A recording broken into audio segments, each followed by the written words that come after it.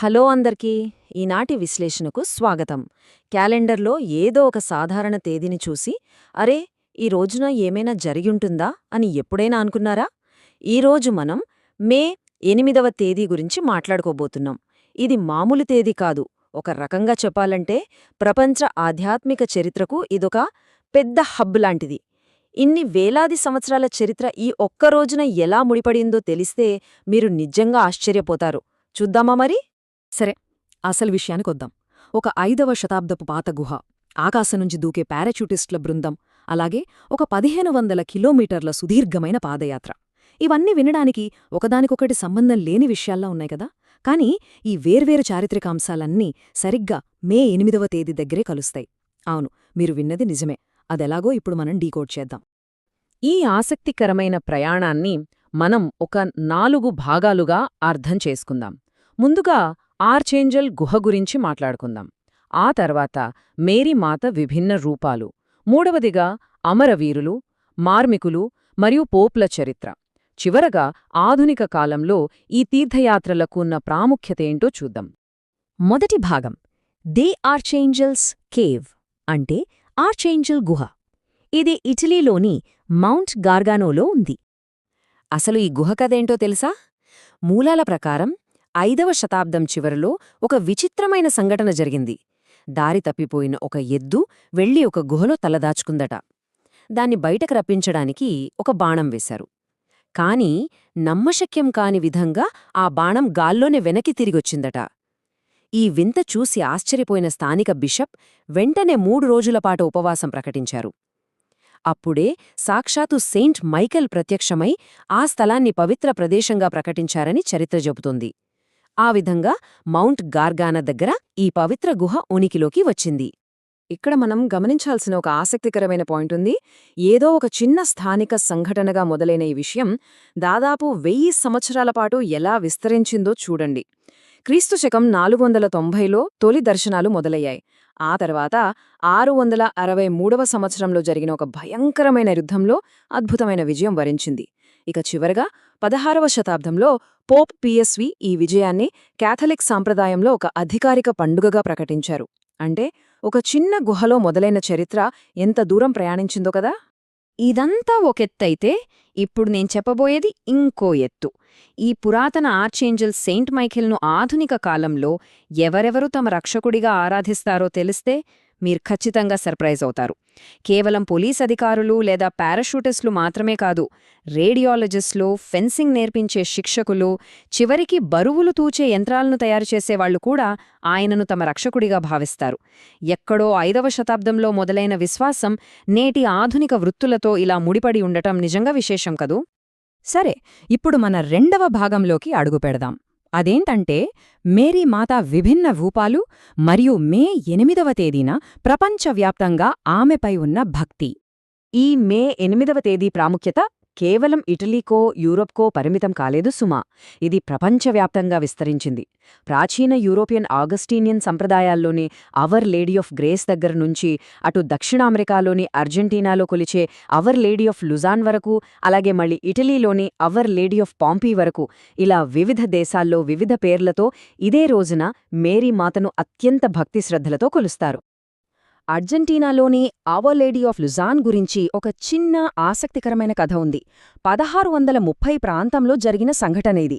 Mary మాత విగ్రహాన్ని ఒక ఎద్దుల బండి మీద తీసుకెళ్తున్నారట. బండి ఒక నది దగ్గరకు రాగానే ఎద్దులు ఒక్క అడుగు కూడా ముందుకు వెయ్యకుండా మొండికేశాయట. ఏం చేసినా లాభం లేకపోయింది.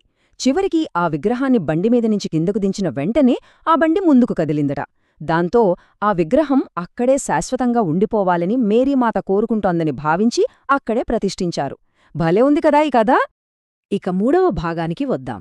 అమరవీరులు, మార్మికులు మరియు పోపులు. అసలు ఈ మే 8వ తేదీతో ముడిపడి ఉన్న వ్యక్తులెవరో ఇప్పుడు చూద్దాం. ఒకసారి ఆలోచించండి. కేవలం 24 గంటల సమయం, కాని అందులో ఎంత చరిత్ర దాగి ఉందో చూడండి. 7వ శతాబ్దానికి చెందిన Pope Saint Boniface IV, Pope Saint Benedict II దగ్గర్నుంచి 19, 20వ శతాబ్దాలకు చెందిన ఆధ్యాత్మికవేత్తలు బ్లెస్సెడ్ ఊల్రికా, లూయిజా పికరెట్టా, అలాగే అల్జీరియాలో ప్రాణాలర్పించిన బ్లెస్డ్ హెన్రీ వెర్జెస్ లాంటి అమరవీరుల వరకు ఎందరో మహానుభావులు, భిన్నమైన కాలాలు, కాని వారందరినీ కలిపే ఒకే ఒక వారధి ఈ మే 8వ తేదీ. ఇదొక టైం మెషిన్లా అనిపిస్తోంది కదా. వీరిలో పోప్ సెయింట్ బొనిఫేస్ ఐవీ గురించి మనం ఖచ్చితంగా మాట్లాడుకోవాలి. ఎందుకంటే ఆయన చేసిన పని అలాంటిది. క్రీస్తు శకం 609లో పురాతన దేవుళ్లకు నిలయమైన రోమన్ పాంథియాన్ను ఆయన ఒక క్రైస్తవ చర్చిగా మార్చారు. ఇదొక మామూలు మార్పు కాదు. రోమ్ చరిత్రలోనే అదొక భారీ వాస్తుశిల్ప మరియు సాంస్కృతిక సంచలనం. ఈ చారిత్రక ఘట్టం ముడిపడి ఉన్నది కూడా మనం మే 8తోనే. అలాగే 20వ శతాబ్దపు ఆధ్యాత్మికవేత్త లూయిజా పిక్కారెటా గురించి చెప్పాలి.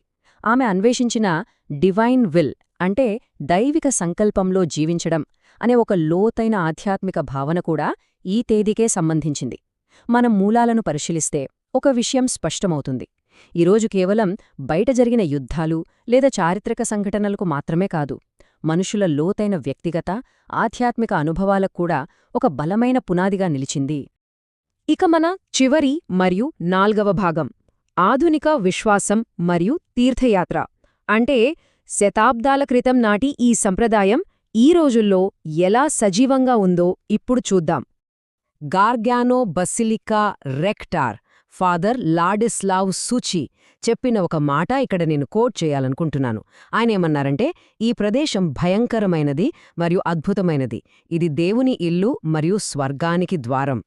ఆ పాత గుహలోకి అడుగుపెట్టే ప్రతి ఆధునిక యాత్రికుడి మనసులో కలిగే ఒక రకమైన ఆశ్చర్యం, భయం, భక్తి ఇవన్నీ ఈ ఒక్క వాక్యంలో ఎంత అద్భుతంగా ఇమిడిపోయాయో కదా. ఇందాక మనం 1500 కిలోమీటర్ల ప్రయాణం గురించి చెప్పుకున్నాం, గుర్తుందా? దాని వెనుక ఒక అద్భుతమైన స్ఫూర్తిదాయక కథ ఉంది. మాటియో గామెర్రో అనే వ్యక్తి కథ ఇది. ఆయనకు మల్టిపుల్ స్క్లెరోసిస్ అనే చాలా తీవ్రమైన జబ్బు ఉంది. అయినా సరే ఆయన వెనక్కి తగ్గలేదు. ఒక ప్రత్యేకంగా డిజైన్ చేసిన బండి సహాయంతో ఏకంగా 1500 కిలోమీటర్లు ప్రయాణించి ఈ పవిత్ర స్థలాన్ని చేరుకున్నారు. ఈ రోజుల్లో కూడా మనుషుల సంకల్ప బలానికి, వారి విశ్వాసానికి ఇంతకంటే గొప్ప ఉదాహరణ ఏముంటుంది చెప్పండి?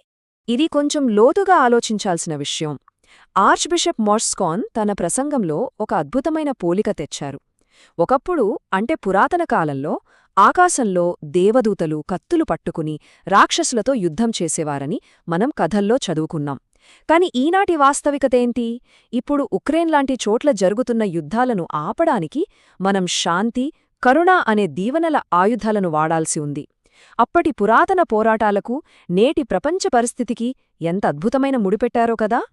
సో, ముగించే ముందు ఒక చిన్న ఆలోచన. క్యాలెండర్లో కనిపించే ఒకే ఒక్క తేదీ ఇన్ని శతాబ్దాల ఆశలను, పురాతన యుద్ధాలను, ఈనాటి శాంతి కోసం చేసే అన్వేషణను తనలో దాచుకోగలిగితే, ఇక సంవత్సరాల్లోనే మిగిలిన 364 రోజుల్లో ఇంకెన్ని అద్భుతమైన చారిత్రక రహస్యాలు దాగి ఉంటాయో కదా. మీ ఇంట్లో ఉన్న క్యాలెండర్ వైపు చూసిన ప్రతిసారీ ఈ విషయం గుర్తుంచుకోండి. ఆ అంకెల వెనుక మనం ఊహించని ఎంతో పెద్ద చరిత్ర ఉంటుంది.